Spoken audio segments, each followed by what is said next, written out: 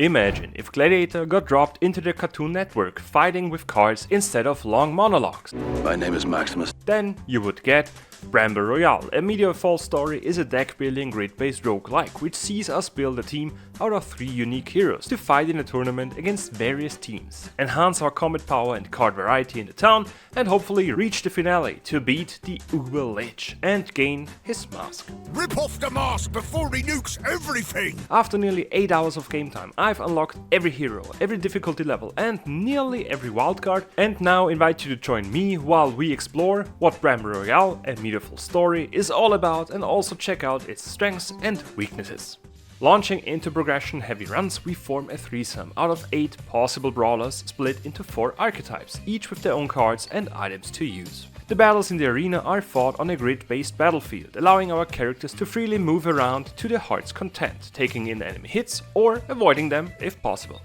With an array of cards split into abilities, instantly usable, and items activating at the end of the turn, we fight through a few waves of enemies, and once we came out victorious, we visit the town to buy new cards, upgrade our existing ones, or unlock passive skills for our heroes, to name a few examples. The combat itself changes the general deck building formula with a few twists, but more on those later. Defeating every enemy team in the tournament sees us unlock new wildcards, feats, heroes, and also a new difficulty level, taunting us with a tougher challenge. On a 2x2 grid, our heroes face off against weirdly looking opponents, taking them head on with a variety of cards, costing either energy or health to be used, while their effects are quite diverse. In general, we have 2 sorts of cards to utilize, with abilities and items. Each turn lets us use the recharging energy to play abilities instantly, for example dealing damage, applying one of the many debuffs, or defend us against incoming hits in the Brawl section. The item cards on the other hand are activating in this mentioned Brawl section, which sees the enemies perform their telegraphed action, targeting specific spots or the brawlers right in front of them, seeing repositioning our team being a key factor to victory. Right after the enemy's action, our own brawlers use their items, performing additional attacks, regain health or give us more energy for the next turn. This back and forth between the 2 teams is further accompanied by wildcards and feats.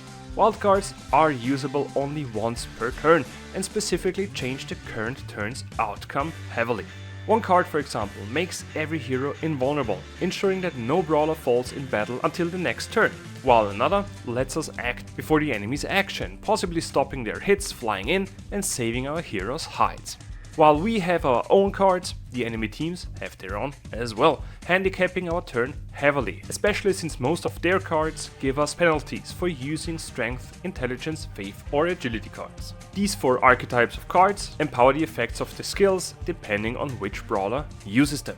The intelligence-focused Greybeard, for example, can use the card Ice Bolt, empowering its freezing effect on an enemy, which reduces the power of the next outgoing hit from that opponent. If we let Bruno, a strength-based brawler, use this card, this freezing effect is far less powerful. These class-specific cards can be one contributing factor for the feats, which are specific goals we can work towards during a fight, having various results in store for us once we finish them.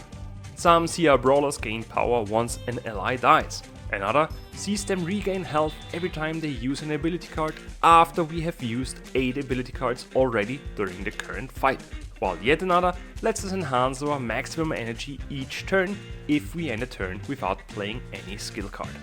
These feats are heavily impacting the game's strategy value and makes every run differ in many ways, since we unlock random cards and feats after each fight. Those can be further obtained in the town, which we visit as an intermission between battles. With the choice of 2 different possible point of interest lists, we get to check the inn to enhance our brawler's health pool, go into a training area to unlock new passive abilities for specific heroes, or buy new cards in general, to name a few possible examples. Each visit to any of the numerous stations in town costs bottle caps, the game's currency, and sees us either save up for the next visit or go on a spending spree, not wasting any time and money.